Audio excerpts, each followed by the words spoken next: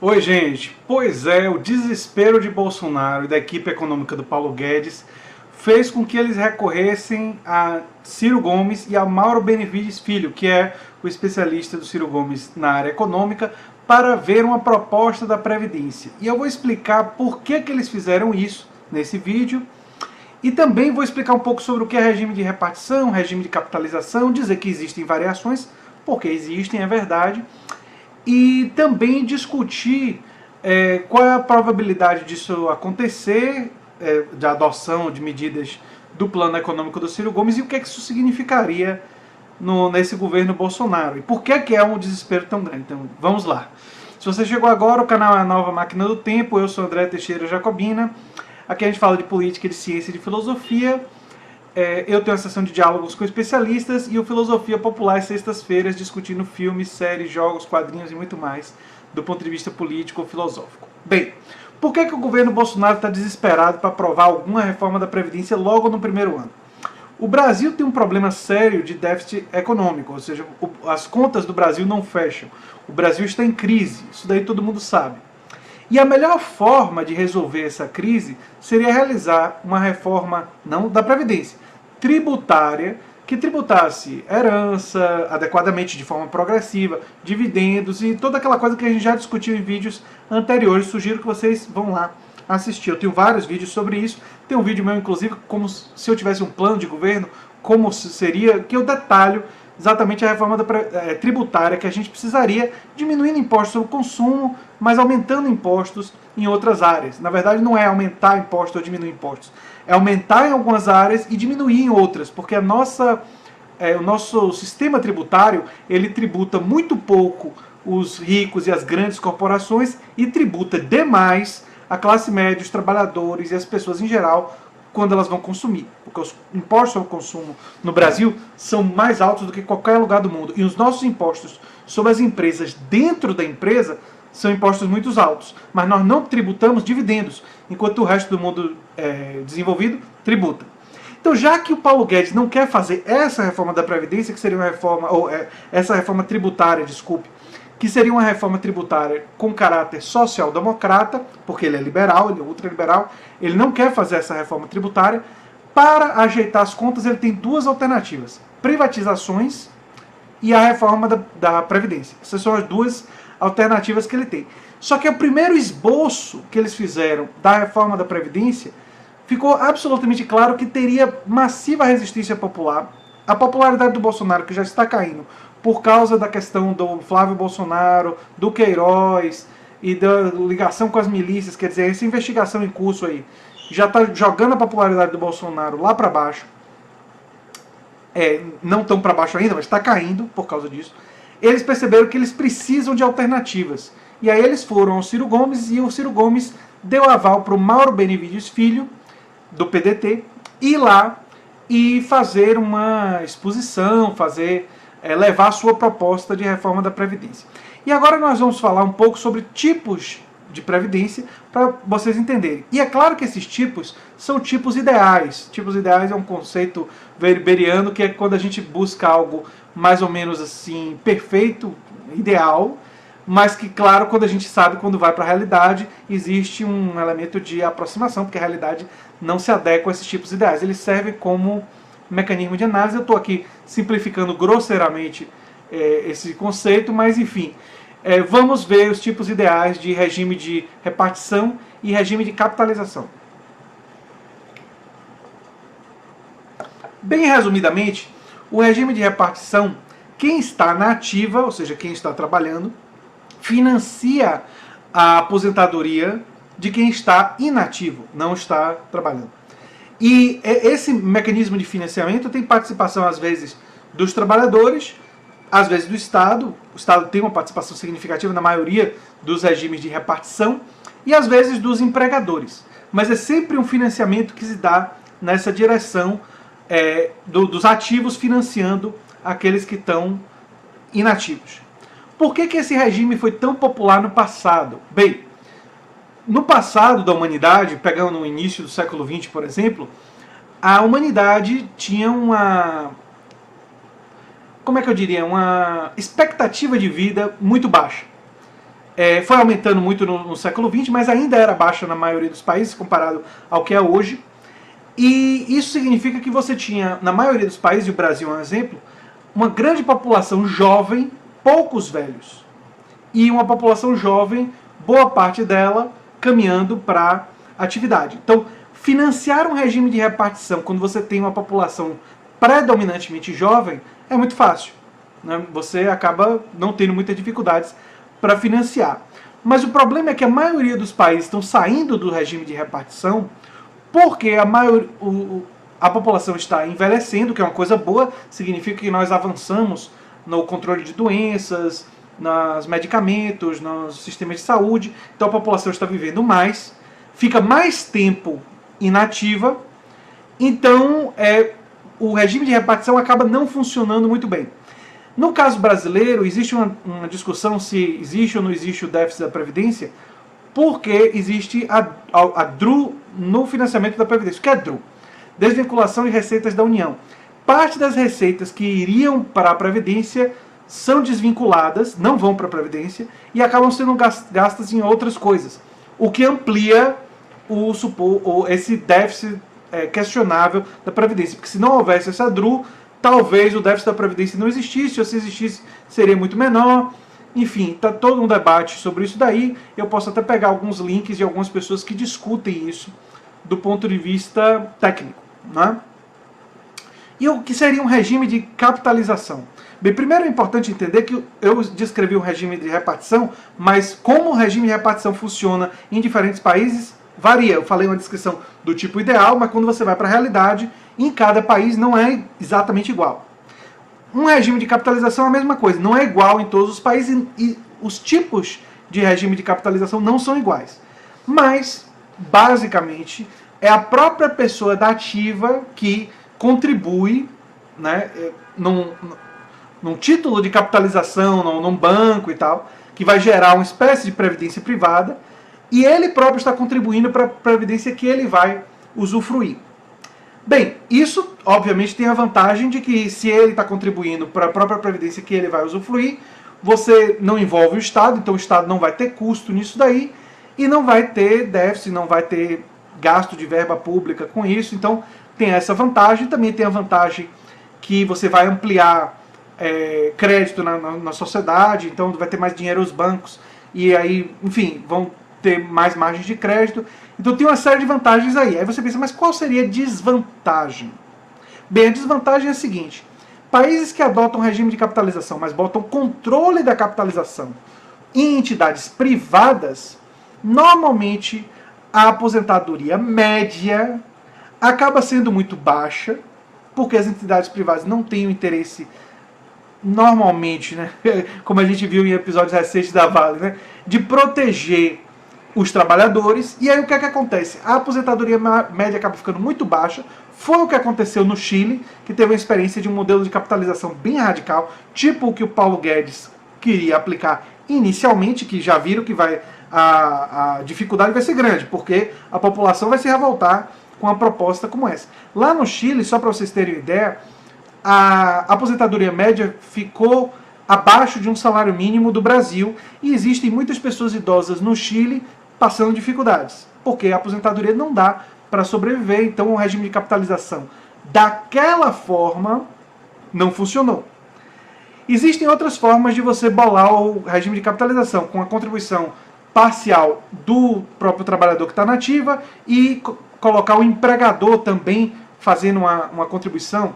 Existem mecanismos de que você calcula por tempo e você, digamos assim, verifica por diferentes atividades, considerando que as atividades não são iguais em relação ao desgaste do trabalhador, né? O trabalho no campo é muito diferente de um trabalho em escritório e todas essas outras diferenças que podem existir.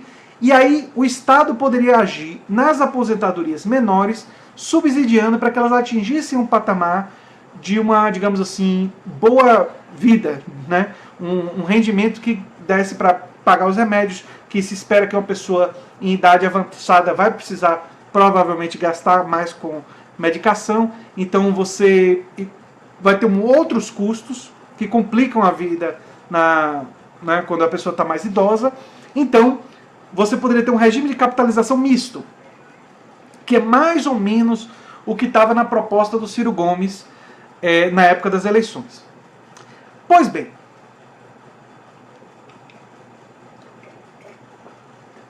só que, como eu disse, o governo Bolsonaro está absolutamente desesperado nesse momento. E esse desespero é o seguinte: se eles mandarem a proposta do Paulo Guedes para o Congresso, a proposta do Paulo Guedes provavelmente seria rejeitada. E não só pelos partidos ditos de esquerda, mas ela seria rejeitada também por boa parte do centrão e partidos ditos de centro, que na verdade são partidos de centro-direita, mas que não iriam, num governo que está caindo em impopularidade por causa de escândalos, abraçar uma proposta impopular. Eles não fariam isso porque eles teriam medo de ser varridos do poder em 2020 e depois em 2022. Então, esses partidos que estão sempre lutando pela própria sobrevivência e não tanto questões ideológicas, questão ideológica não é tão importante para eles vão medindo isso. Uma proposta como a proposta de Ciro Gomes, que é uma proposta de regime de capitalização misto, em que há uma proteção maior para os trabalhadores, em vez de empresas privadas controlarem a capitalização, quem controla são organizações dos próprios trabalhadores. A proposta inclui também tetos para garantir que não aconteça o que aconteceu no Chile, ou seja, você ter aposentadorias abaixo de um salário mínimo. Na verdade, todas as aposentadorias dentro desse regime seriam superiores a isso, e você, na verdade, você só não teria um mecanismo de subsídios e de composição a partir de um determinado valor que seria considerado uma aposentadoria alta. Ciro Gomes estava falando entre R$ 3.500 e R$ 4.000. Claro que isso daí é discutível e teria que ser atrelado à inflação para poder não ser corroído pela inflação com o passar do tempo. Não é? Então, o governo Bolsonaro está fazendo essa tentativa. Só que aí existe um grande conflito. E qual é o grande conflito? A proposta do Ciro Gomes, embora seja de capitalização, ela tem um quê de social-democracia. O Paulo Guedes e os países social-democratas, vários deles, adotaram um regime de capitalização misto, não é? Especialmente porque tem uma população hoje muito envelhecida. Então, eles precisaram fazer isso, mas eles têm subsídios, têm participação estatal para garantir que as pessoas não tenham aposentadorias muito baixas. O Paulo Guedes disse mais de uma vez que iria acabar com qualquer resquício de social-democracia no Brasil. Só que o Brasil nunca foi social-democrata porque nunca fez, eu já tenho um vídeo sobre isso aqui no canal, posso colocar na descrição, nunca fez os passos que seriam necessários para uma social-democracia. Uma reforma tributária progressiva, ter amplo investimento estatal em saúde, educação, direitos sociais, e ter uma ampliação da contratação de funcionários públicos. O Brasil tem um número de funcionários públicos muito baixo em relação à população. Então, há uma contradição muito grande aí. Se a proposta do Ciro Gomes for adotada, que é uma proposta melhor do que a do Paulo Guedes, em termos de previdência, melhor para o trabalhador, isso significaria um abandono ideológico do Paulo Guedes. Ou seja, o Paulo Guedes iria abrir mão do seu ultraliberalismo, em nome de aprovar a proposta. O mais provável é que muitas das melhores medidas que estão na proposta do Mauro Benevides Filho, que é o assessor do Ciro, não passem. E aí essa proposta vai ficar meio a meio e provavelmente ela vai vir muito ruim. Aí tem uma grande chance dela não passar no Congresso, dela sofrer muita oposição. E aí a gente vai ter manifestações, vai ter greves, vai ter, enfim, organizações de trabalhadores indo lá para Brasília dizendo que são contra essa reforma da Previdência na época que ela fosse votada. E isso vai corroer a popularidade do Bolsonaro. Então, na verdade, essa questão da reforma da Previdência, e eles estão nesse desespero todo, indo atrás do Ciro Gomes e querendo conversar com outras pessoas para poder construir uma proposta que tenha chance de ser aprovada, porque eles colocaram para si mesmos a questão de que não vão desagradar as grandes corporações não vão desagradar o agronegócio e não vão desagradar os mais ricos. Quer dizer, quando você estabelece o compromisso de que você não vai desagradar as grandes corporações empresariais e as cúpulas do poder, não vai desagradar o agronegócio e não vai desagradar os mais ricos, tem muito pouca coisa que você pode fazer em termos de recuperar a saúde financeira do Estado. Você pode sair privatizando tudo, que o Paulo Guedes quer, vendendo propriedades do Estado, que eu sou contra, porque você paga uma parte da dívida que não teve auditoria, e depois você se endivida de novo, quer dizer, acaba não resolvendo nada. Ou você faz uma reforma da Previdência dura com os trabalhadores, e que vai desobrigando o Estado. Só que, e aí entra naquela coisa que eu disse já há bastante tempo, a reforma da Previdência é o calcanhar de Aquiles do governo Bolsonaro. Porque se eles fazem uma reforma da Previdência a reforma chilena, que é uma reforma muito dura com o trabalhador, protestos, greves, população revoltada, partidos de esquerda todos unificados, contra, criticando, dizendo que é um horror, provavelmente não é aprovada, porque no Congresso muita gente, para sobreviver, vai dizer, não, essa daí não dá. Ou seja, se vai essa, eles não vão aprovar. E se eles adotam uma reforma, digamos assim, mais humana, mais com tons social-democratas, estilo a proposta do Mauro Benevides Filho, que é uma coisa meio mista, híbrida, não é? Aí ela pode ser aprovada, mas ela vai desagradar o mercado financeiro. Ela vai desagradar os especuladores da Bolsa. Ela vai desagradar muita gente desse setor, que quer, sim, uma reforma da Previdência dura para que mais recursos da União sejam destinados para o pagamento da dívida. Eles querem privatizações para jogar na dívida e querem mais recursos da União serem jogados na dívida. E se for uma reforma mais humana, significa que o Estado vai ter um papel de financiamento pelo menos parcial e com isso não vai vir tanto dinheiro para a dívida e os especuladores e o pessoal do mercado financeiro vai ficar pé da vida com o Bolsonaro e vão, enfim, e não vão ter confiança em investir e tudo mais. Quer dizer, a reforma da Previdência, ela coloca um governo de direita no Brasil com uma situação meio que sem solução. A solução menos pior, e eu acho que é por isso que o pessoal lá mais realista, de dentro da equipe econômica do Paulo Guedes, pensou, olha, num país como o Brasil, uma reforma da Previdência estilo chileno a gente não vai passar. A gente tem que ser mais pragmático.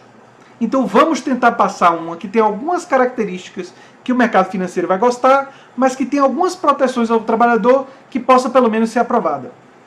Do ponto de vista estratégico, é a primeira coisa do governo Bolsonaro que tem algum grau de inteligência.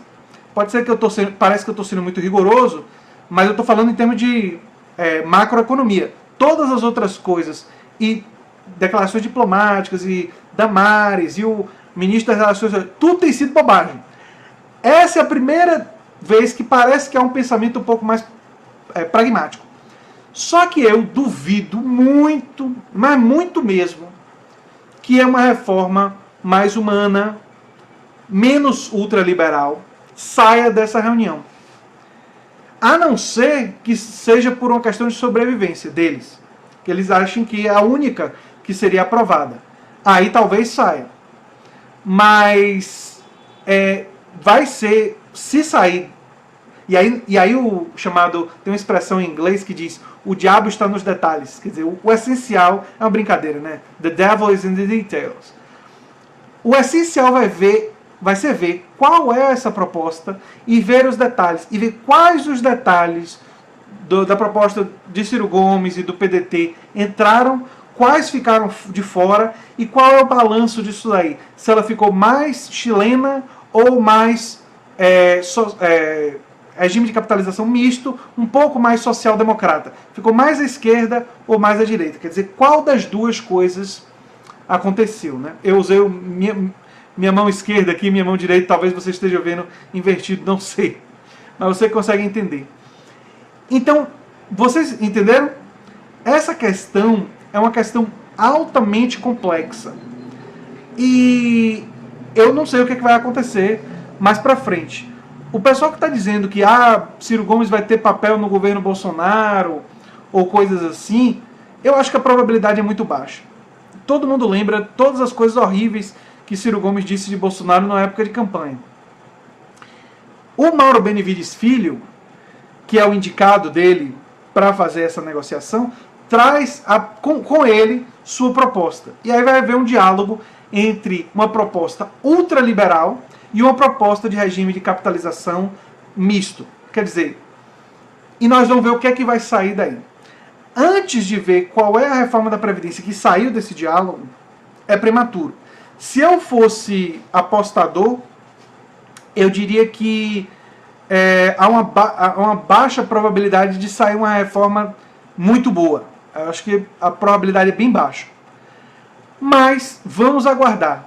Porque aí se trata de uma questão de sobrevivência e na equipe econômica, embora sejam pessoas cuja ideologia eu discorde radicalmente, tem gente ali que não é idiota.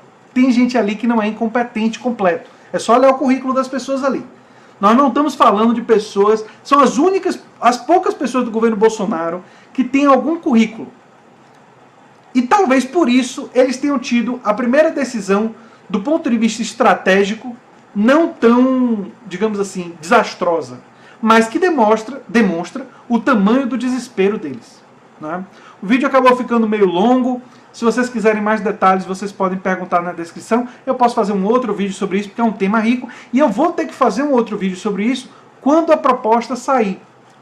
Porque de nada adianta essa conversa agora, sem saber o que é que isso vai resultar e quais serão os detalhes da proposta. Isso nós vamos ter que examinar para ver se ficou mais parecida com a ultraliberal de direita, estilo chileno, ou a proposta de regime de capitalização misto, que tem tons social-democratas nela, não é?